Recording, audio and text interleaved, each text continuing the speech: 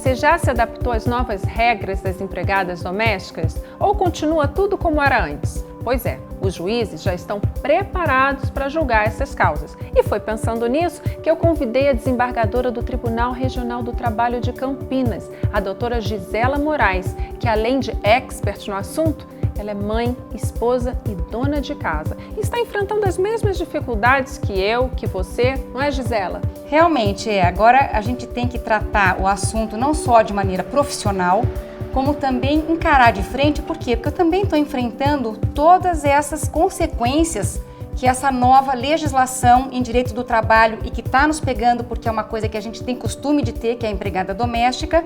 Então é assim, é um enfoque não só do profissional, como também uma adequação no particular enquanto dona de casa. Mas o que criou grande impacto nessa mudança, já que as empregadas domésticas já tinham alguns direitos? Ela limitou o horário de trabalho desses funcionários de dentro da nossa casa, coisa que é muito difícil acontecer. Por quê?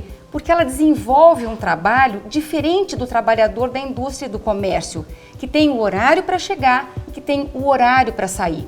Como ela fica no âmbito residencial, é muito difícil a gente limitar, mesmo porque as necessidades do dia a dia de dentro da casa têm diferentes picos de horário. Já existe um artigo 7º, parágrafo único, onde ele elenca uma série de direitos para a empregada doméstica.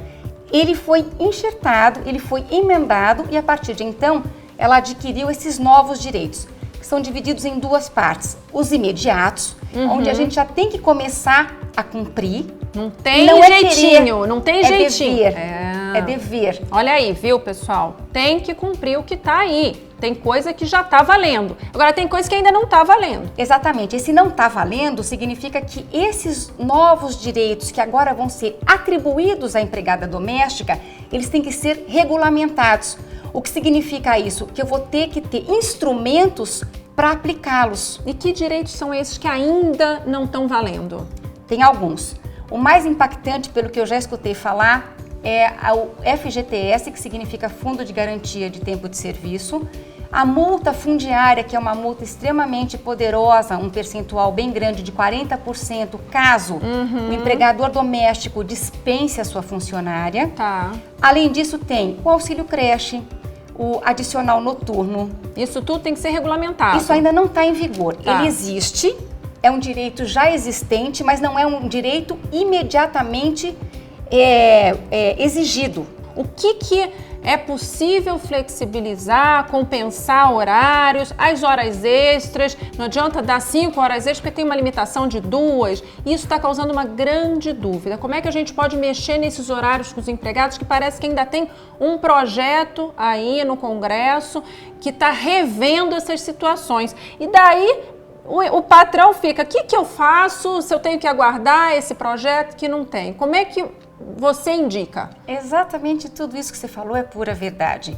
Num primeiro momento, esse horário que foi imposto de 8 horas, ele tem um limite máximo de acréscimo de 2 horas extras. Como a doméstica ela não está inserida na CLT, que é a consolidação das leis do trabalho, mas de qualquer jeito a gente tem que se servir desse instrumento trabalhista para poder aplicar essa legislação que já está em vigor. Então vamos lá, então são 8 horas de trabalho, 2 extras. Esse é o horário normal permitido por lei, tanto ao empregado normal quanto agora à empregada doméstica. O que essa lei também me possibilitou? Ela me possibilitou fazer um acordo escrito, onde eu possa compensar algumas horas de trabalho. Dando um exemplo prático, normalmente aos sábados as empregadas domésticas não trabalham, que é o meu caso particular.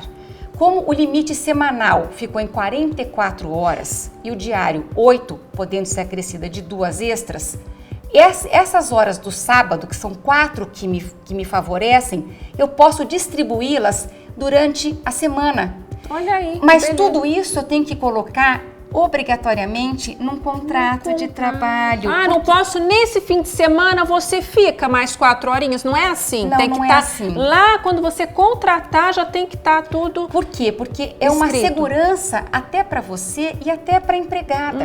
Ela sabe exatamente como ela vai dispor desse acordo. É diferente de horas extras. Por quê? Porque essas horas eu posso precisar de até 2, como a lei me permite, mas eu posso precisar de uma. Então eu não posso fechar com ela dentro de um acordo quanto ela vai me dar de hora extra, porque o nome já diz, a definição já diz, é uma hora extra. Verdade. Então, não é normal, ela não é corriqueira.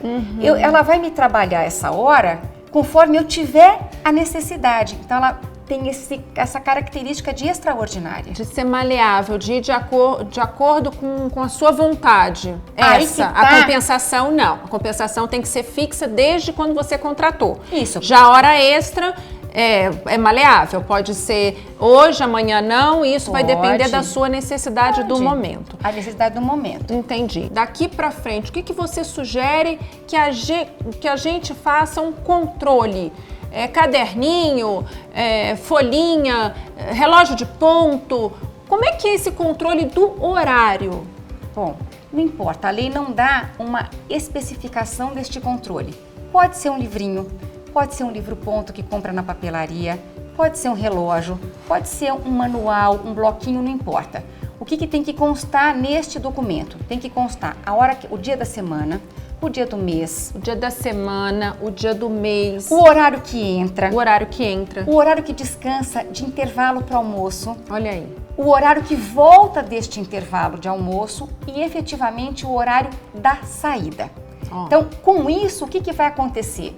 Numa eventual ação trabalhista, o julgador ele pode, através deste documento, analisar o quanto foi trabalhado e, com base nisso, ele condena ou não o pagamento de horas extras. Então, a finalidade é clara, é saber quantas horas ela trabalhou, facilita além daquilo. A busca da verdade, Exatamente. A busca do que é. Então você facilita para você, a empregada facilita para ela, o empregado também, né? E o judiciário também facilita para ele poder saber o que está certo, o que está errado. Agora também eu estou falando enquanto uma julgadora e uma operadora do direito.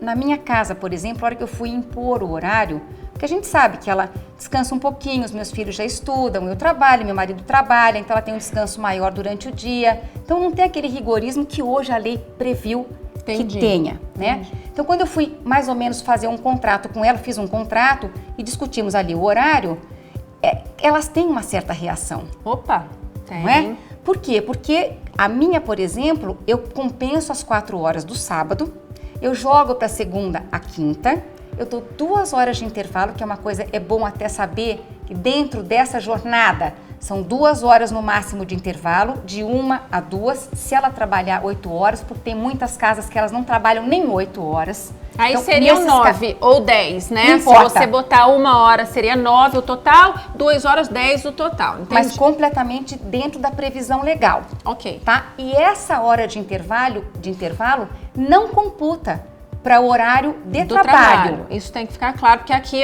na minha casa também já houve uma discussão sobre isso. Eu acho que ainda existe uma dúvida. Ficou claro para mim. Hora de trabalho é uma coisa, hora de descanso é outra. Tá e hora extra é outra ainda. Legal. E hora de compensação ainda é uma outra vertente, que essa sim tem que vir num contratinho, ele pode ser muito simples também, indicando o nome do empregador, o nome do empregado, aonde ele trabalha, e o horário que ele faz e o acordo de compensação que virá a ser feito durante aquele contrato que vai começar a vigorar.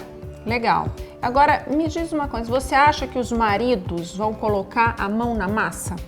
Ai, essa foi a pergunta mais difícil de toda essa entrevista.